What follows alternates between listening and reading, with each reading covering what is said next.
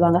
இது பார்த்தீங்கன்னா எடுத்து கையில் நீங்கள் நசுக்குனாலே இதிலேருந்து ஒரு சின்ன ஒரு பாப் சவுண்டு மாதிரி வரும். பாப்கார்ன் வெடியுது இல்லையா, அது மாதிரி ஒரு பாப்பிங் சவுண்டு மாதிரி வந்து இதை நசுக்கும் போது உள்ளேருந்து வெளிவரக்கூடிய இந்த சாறு பார்க்க கிட்டத்தட்ட உங்களுக்கு நல்லா தெரியும். ரத்தம் மாதிரியான ஒரு அப்பியரன்ஸில் இருக்கும்.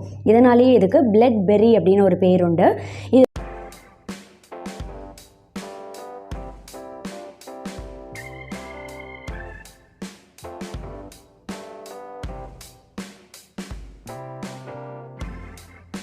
வணக்கம், நான் டாக்டர் மைதிலி. என் கையில் இருக்கக்கூடிய இந்த மூலிகை பார்த்தீங்கன்னா நிறைய பேர் கேள்விப்பட்டிருக்க மாட்டீங்க. ரத்த நெல்லி செடி அப்படின்னு சொல்லுவாங்க.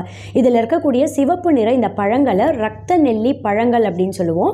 இதிலேருந்து எடுக்கும் போதே பார்த்தீங்கன்னா உதிரி உதிரியாக கொட்டுது.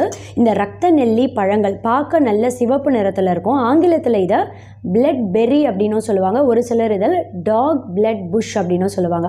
இது பார்த்தீங்கன்னா எடுத்து கையில் நீங்கள் நசுக்குனாலே இதிலேருந்து ஒரு சின்ன ஒரு பாப் சவுண்டு மாதிரி வரும். பாப்கார்ன் வெடியுது இல்லையா, அது மாதிரி ஒரு பாப்பிங் சவுண்டு மாதிரி வந்து இதை நசுக்கும் போது உள்ளேருந்து வெளிவரக்கூடிய இந்த சாறு பார்க்க கிட்டத்தட்ட உங்களுக்கு நல்லா தெரியும். ரத்தம் மாதிரியான ஒரு அப்பியரன்ஸில் இருக்கும்.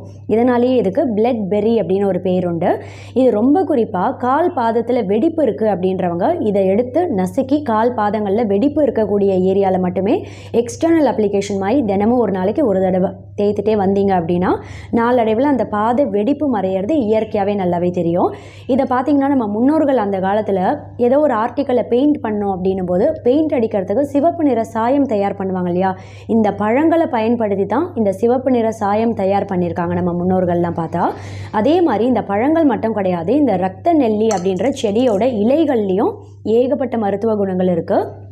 ரொம்ப குறிப்பாக பார்த்தீங்கன்னா இந்த இலைகள் ஒரு கைப்பிடி அளவு எடுத்து ஒரு 3 கிளாஸ் அளவு தண்ணி சேர்த்து நல்லா கொதிக்க வைங்க. முதல்ல இலைகளை நல்லா க்ளீனாக கழுவி சுத்தம் செய்ததுக்கப்புறம் ஒரு 3 கிளாஸ் தண்ணி சேர்த்து நல்லா கொதிக்க வைத்து சூடு நல்லா ஆற விட்டுறணும். கொஞ்சம் கூட வெதுவெதுப்பான சூட்டில் கூட இருக்கக்கூடாது. நல்லா சூடு ஆறினதுக்கப்புறம் இந்த தண்ணியை கொண்டு உடம்புல எங்கேயாவது புண்ணு இருக்குது, நாள்பட்ட புண்ணு ஆறாமல் அப்படியே இருக்குது அப்படின்னா கூட அந்த புண்ணு மேலே எக்ஸ்டர்னல் வாஷ் மாதிரி தொடர்ச்சியாக நீங்கள் ஒரு நாளைக்கு ஒரு தடவை வாஷ் பண்ணிகிட்டே வந்தீங்க அப்படின்னா 7 இல்லை 10 நாட்கள் வரைக்கும் மேக்ஸிமம் இதை நீங்கள் பயன்படுத்தலாம். அந்த புண்ணோட ரணம் சீக்கிரமே படிப்படியாக ஆறுறது உங்களுக்கு நாளடைவில் நல்லாவே தெரியும். ஏன்னா அந்த அளவுக்கு புண்ணோட ரணத்தை ஆற்றக்கூடிய தன்மை பார்த்தா இந்த ரத்த நெல்லி செடியோட இலைகளில் அதிக அளவில் இருக்குது.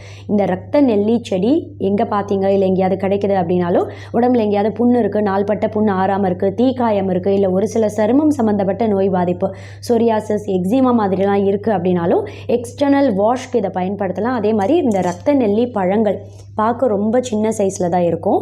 இவ்வளோ தான் இந்த பழங்களோட சைஸே.